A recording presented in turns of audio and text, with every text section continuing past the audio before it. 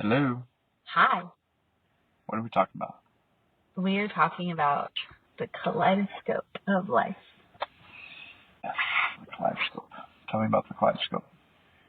I was reflecting how this time of the year, April, May, is a very pivotal point for us Ellises. Our relationship over the course of 14 and a half years, and just the beauty of life and all the huge and little things that have made up big things and little lightning. So I just really reflected on that and how we could share that. I love it. So dive in. How far do you want to go back? Just 10 years. Okay, just 10 years. For today. Okay, what happened 10 years ago? So 10 years ago in March.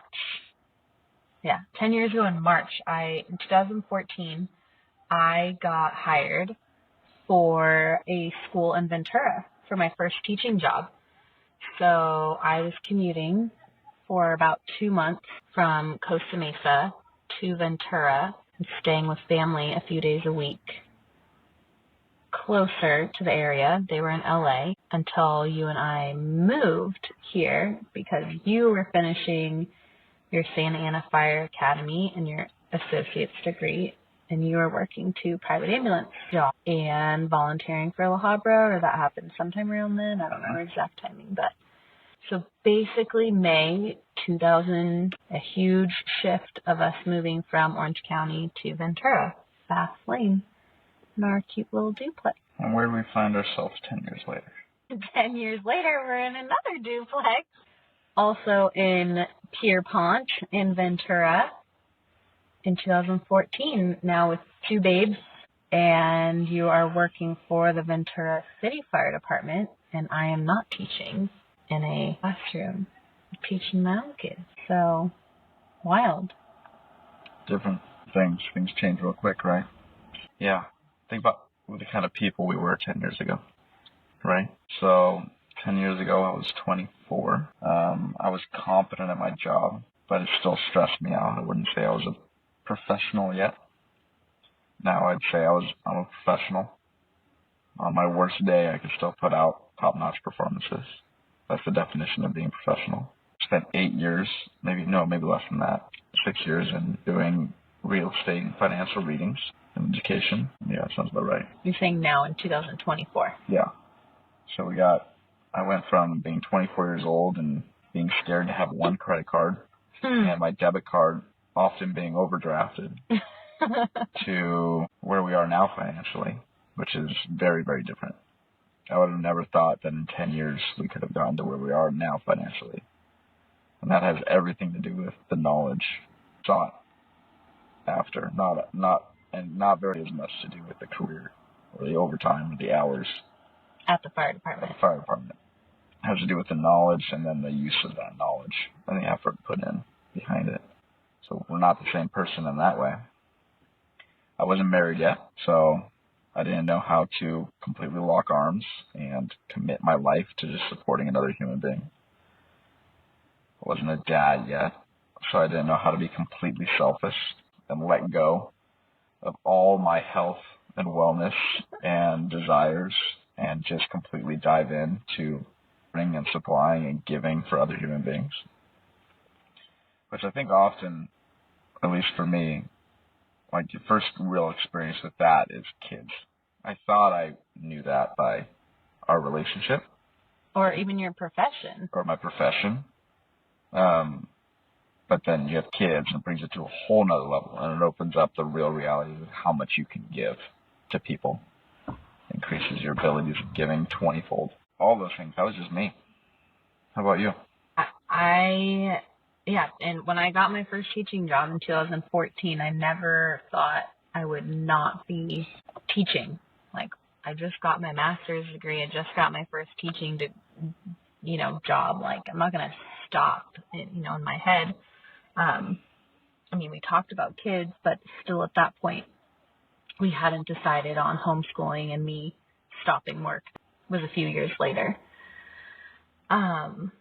I didn't think we'd leave Southern California at the age of 24, 25. Like, that was not in our vision. No. And not even a little bit. We were really, thought we were set on the path we were on. Like, I loved the school I was teaching at. I loved my teaching team. I was learning so much. We loved our neighbors on Bath Lane. The little time we had with each other, we were at the beach. I started yoga. You started CrossFit. We started different forms of wellness and taking care of ourselves at that point. I think that's when spirituality did for us, yeah.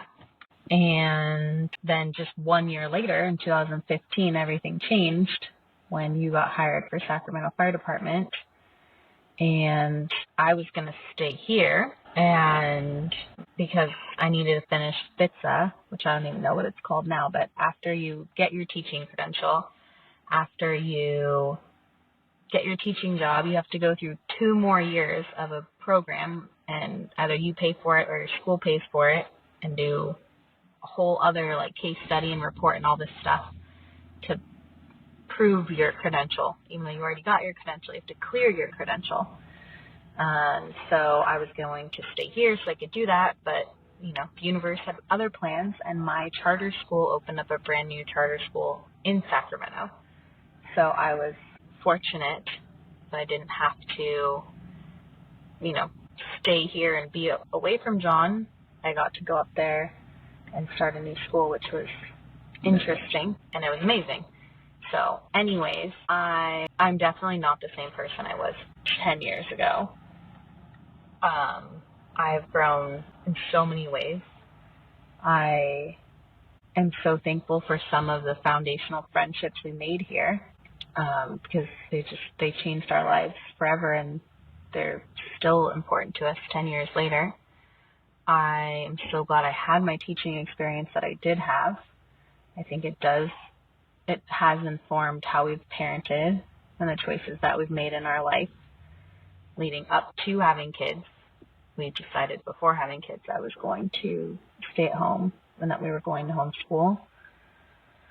I think that being here at the beach made us both realize how important it was for us to be at the beach. But it wasn't our first time living at the beach. We lived in Huntington, and that was that was 2 miles from the beach, but we could still ride our bikes. Yeah. But this is the first, we live at the beach. Yeah. So moving to Sacramento was huge. And once we moved to Sacramento, I think both of us thought we would never move back here. We'd never make it back. We thought, okay, we both have career jobs in Sacramento. Friends. We're putting roots in Sacramento. Yeah. That's going to be where we raise our kids. Yep. It's kind of we'll come back and visit, but we closed the door on owning in Southern California a home. Oh, yeah. Price-wise, too. We just didn't think we'd ever try to get jobs again down here. Sacramento does a really good, one of the Sacramento things is they will break you so hard in the academy. The fire department. That you'll never want to apply to another department again, with the fear that anything even remotely close to what happened to you in the first academy will ever happen to you again. True story. So anyway, thinking of this bigger picture kaleidoscope of life, in 2014, so that was 5 years into Jon and I dating, we had this beautiful beach life and things were great. And then we moved a year later to Sacramento in 2015. So much life happened from 2000 to 2019 with me taking a break from teaching, really focusing on my wellness. Jon had hip surgery. We bought a piece of property in Pollock. We sold the property in Pollock. We bought our first home in April of 2019. We looked at living in RVs. Yeah, that was even before. We looked at doing tiny house and RV living and owner builder, so many different things before we bought an actual starter home in Sacramento. And then we renovated that, live and flip. There's another podcast. Look back at that one. And then we welcomed our first kid. Yep.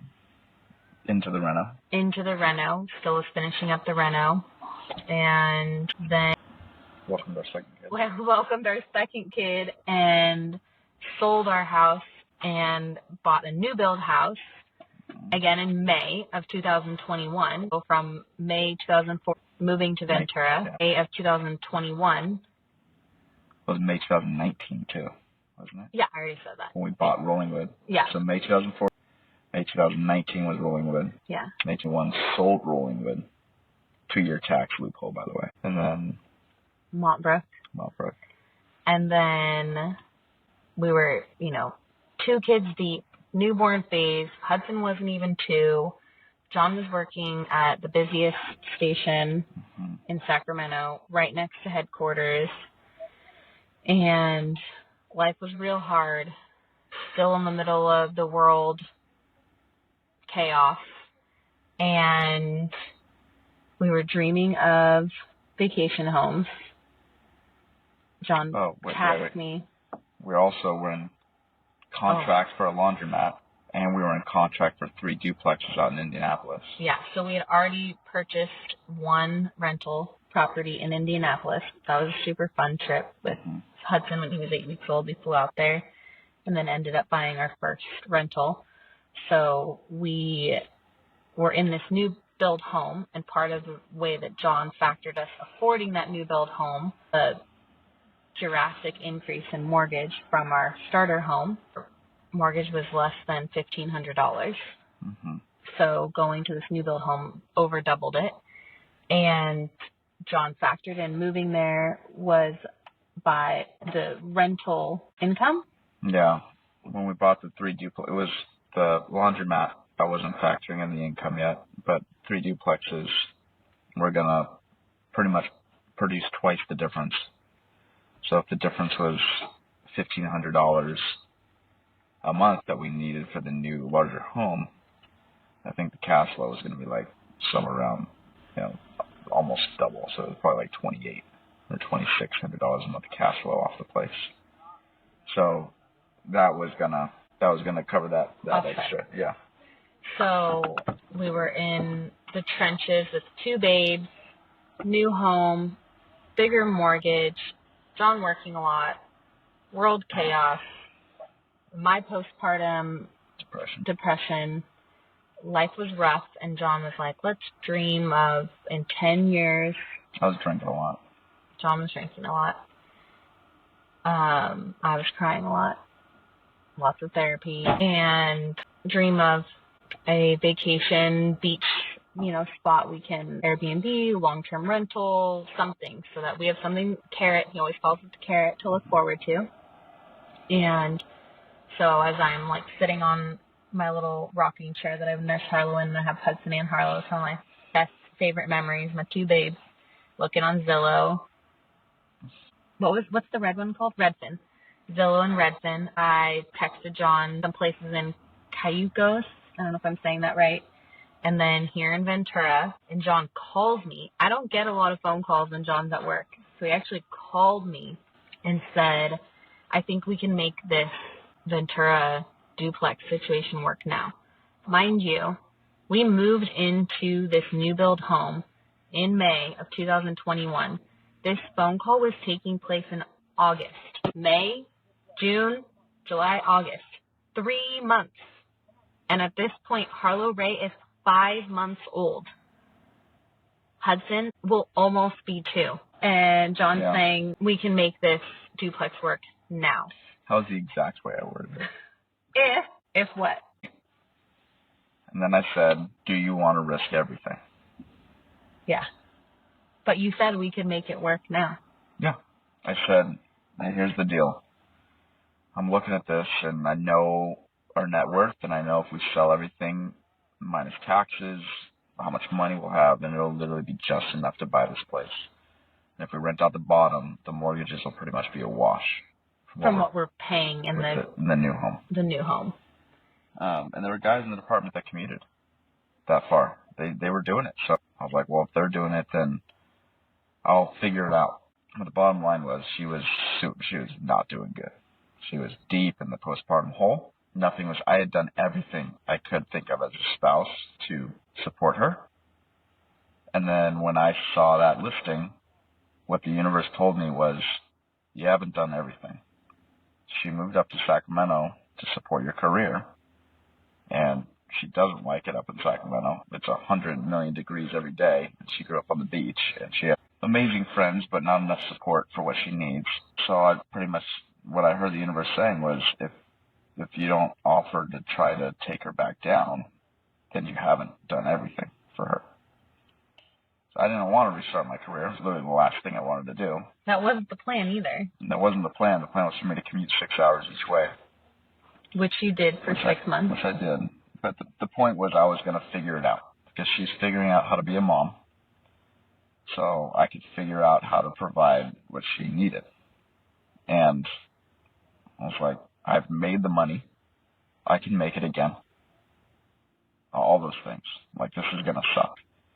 But if I don't do this, then in the back of my head, I'd always know that there was another option on the table I didn't take. So I was like, well, now I have to offer it to her. So I gave the phone call and was like, I can't believe I'm doing this. And I called her and I was like, yeah, so here's the deal. Like, we could probably do that. Would you want to move back to Ventura? And her answer was, of course I want to move back to Ventura. And I was like, we could do it, but you'd have to be willing to risk everything. And you have to understand that there is a chance that if we go walking down this path and we get some open doors and we get in there and things start going, that we could lose everything. It could all go to chaos and we could lose everything along the way and go right back to where we were before we even bought Rollingwood, before we did the reno with all the cat pee, and before all the postpartum depression even started, way at the beginning. And by this point, we were like deep in the marathon. So the thought of restarting a marathon sounded like marital suicide. So I was like, are you willing to take that risk? Risk everything we've built to this point to bring the family down to Ventura? And she's like, what is it? I said, yeah. So we reached out to some of our connections down here. We drove overnight within a matter of days to a private open house. We put in the offer, all got rolling. So in 2021, we sold Rollingwood, bought Montbrook, sold Montbrook, bought Seahorse, lived in an Airbnb. Oh, yeah. This is part of another podcast too, and you can listen to that for more. The bigger picture of all of this too is that we didn't see any of that coming. Like, we have some bigger visions, we have ideas of things that we want, but none of these smaller moments, which are huge moments at the time, is what we envisioned. We didn't. And it's just this beautiful weaving story that's happening, and we're a part of it, and it's monumental. Like Jon said, in a year, you sometimes overestimate. I think for us, it's the opposite. We do sometimes blow things out of the water. We put way too much into 1 year. And we started at, 24. Our life looked so different in Orange County without full-time careers. Or that's not true. Jon had a full-time job with AMR, but not full-time, able to live off of income. He had to have multiple jobs. And barely get by. Yeah. We, fast forward 5 years from 2014 to 2019, buying our first home with less than $20,000 and having our first kid with a single income, mind you, all this on a single income.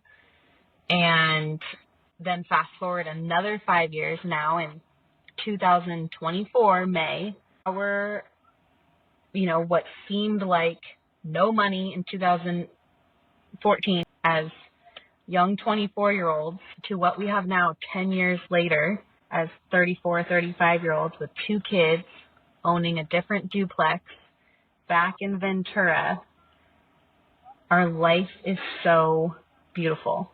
And that's what I'm saying. Like the kaleidoscope you look through, and in those moments of challenge and hard, it is rough. It's real rough.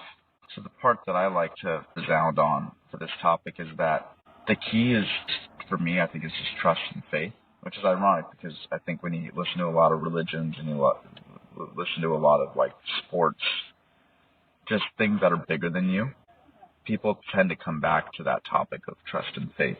And when I say that, what I mean is like, I had no intention of ever moving back to Ventura at all. And when Amanda sent me the Zillow with that duplex on it, and I ran the numbers in my head and I looked at it, and my brain understood, oh, we could buy that and live in it and live in it, and I could commute here. That was a accumulation of everything I've been doing up to that point.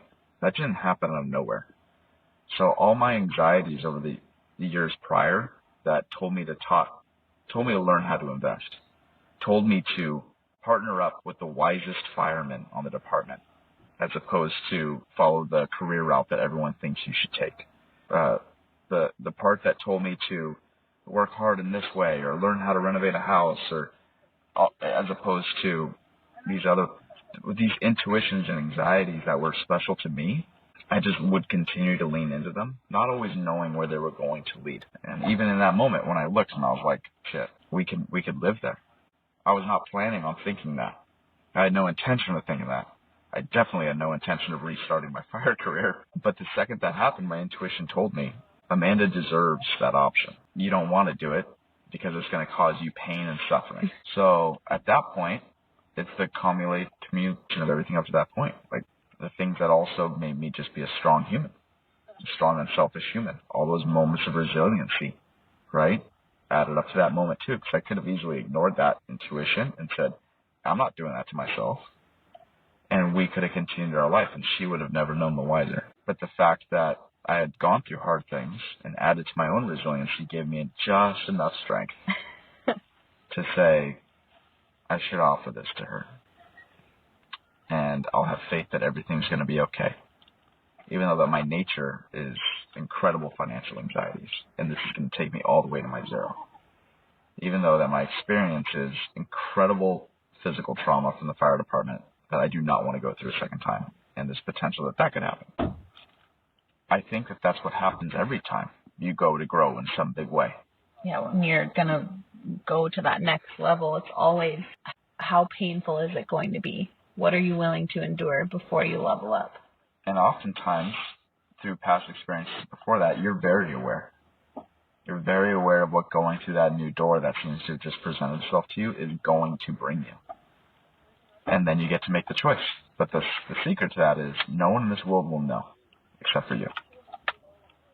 No one will know that choice was presented to you and that you either shied away or dove in except for you. No one will know. There was a fireman who once told me, he was awesome. I'm going to rephrase that. He was a badass, military dude, scary looking guy, really, really kind. But we're talking about being a truck firefighter, which is normally reserved for very experienced older firemen. And I happened to be on one at a very young age. We were talking about searching, and lots of times in SAC, guys don't always search together. They go two different ways to structure, which is taboo. But it's what they would do. And we were talking about it. I'm like, I don't know, Shane, this, that, and the other. And then he looks at me and he's like, you know what the crazy thing is, Johnny? He's like, and I'm thinking he's going to tell me that I'm going to mess up or whatever. Anyways, he's like, whatever you do, no one's going to know because you're alone. At the end of the day, when you walk out, whether you tell them you're the most badass fireman in the world or that you messed everything up, you're right because no one's going to know. And that's kind of the way it is with these big moments in life too, right? You get presented with challenges of truth. You get presented with challenges. The universe opens these doors, and it knows whether you're gonna ride. It knows what you're capable of, and then you make the choice. So my thing on that is lean in. I think it's a combination of the silent work, the 10,000 hours, the 10 years you spent on it, right? Like mastering your craft, all the things you did leading up to that point to be ready when the opportunity arose, like you said. Mm-hmm. And combination of the universe has your options already laid out for you, and it's what road are you taking at the time. And then it's two more things, I think. okay. Then it's when the moment comes, are you willing to sacrifice everything you are today to become what you want to be tomorrow? Next, yeah. You have to, everything you have is for rent. Everything. Including the real estate you own, all of it. You have to be willing to give up what you are today to be what you are tomorrow, whatever that means, which is scary. It's very, very scary. And then the second one? Things that get measured grow. Peter Drucker. So, and it says this with a lot of the mindset books I read, is that when you track things, it subconsciously puts your attention on it. And without knowing how you're making it grow, it will grow. So, for an example, in 2019, when we bought Rolling Wood, our net worth was probably zero because we had Amanda's school debt, which is about $40K, and we had about $40K in our name that we put down to buy the house and start the renovation process. So our net worth was zero. We were worthless. Yeah. And right now, if our house appraises for what we think it's going to appraise for, we're about at 1.5. 2019, now it's 5 years. Can you picture a single income firefighter pushing a net worth from $0 to $1.5 million in 5 years? That's what happens when you have faith and you just track and you rinse and repeat. And you do the work, showed up for the assignment. Well, yeah, there's always going to be pain along the way. You have to continue to go forward through the pain. But the point is that you go forward. Some days have pain to them and some days don't, which is beautiful. But you should always feel your intuition of where the universe is trying to guide you to go, and it should be irrelevant of if there's pain or not, because that's the purpose, that's the direction you need to go. Yeah. I think one of the things that I'm hearing resounding from this conversation as we're having it is the higher purpose of each of these moves that we had was for this connection. Like we say the reason we moved to Bath Lane first and foremost was to be on Bath Lane. Yeah. If we would have lived anywhere else here in Ventura, it wouldn't have been the same. No. We moved to Bath Lane. Yeah, the best street in Ventura. For the connection. And that's what always drew us back when we did have two nickels rubbed together to go on vacation. We came back to Ventura.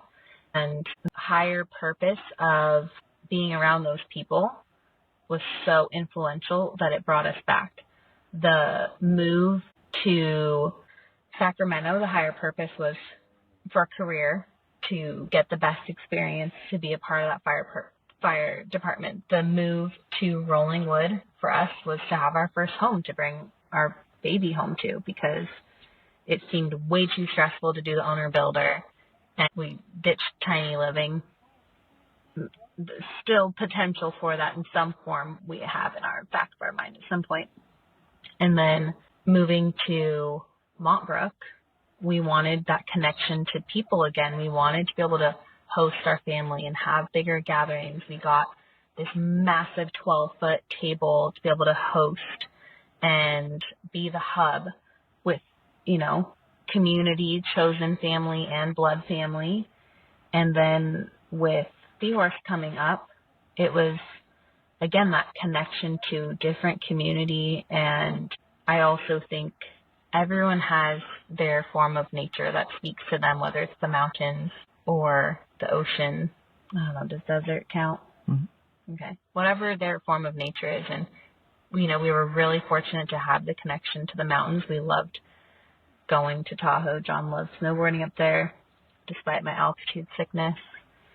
And, yeah, just being back in connection with nature and that bigger, I don't know, there's just like a higher purpose, I think, for things that you don't always know in the moment. But we did know that if we were making the move back to Ventura, it had to be back to the beach in this specific area, because 10 years ago we knew what Pierpont meant to us, and that was going to be beautiful for now our two kids. And we had no idea how beautiful it would be for all of us. It is just, I don't even know, 10 times more. Can't even put a number. to how our first impression of it was 10 years ago. Our lives are just so different when you think of each of these 5 years and these big moments. So it's going to be interesting when we turn the kaleidoscope again, what it's going to be in 5 more years and 10 more years when we're... Okay, well, let's shoot it out in the universe. 39. Where are we going to be in 5 and 10 years? 40, 45. We'll save that for another day. But what's the beauty in your life and when you look back over the past 5 and 10 years, and what is the beauty ahead? Just those small moments that actually are so big, those little sparks that are actually huge and beautiful, and just so excited to see and share. So thanks for listening. Thank you, guys.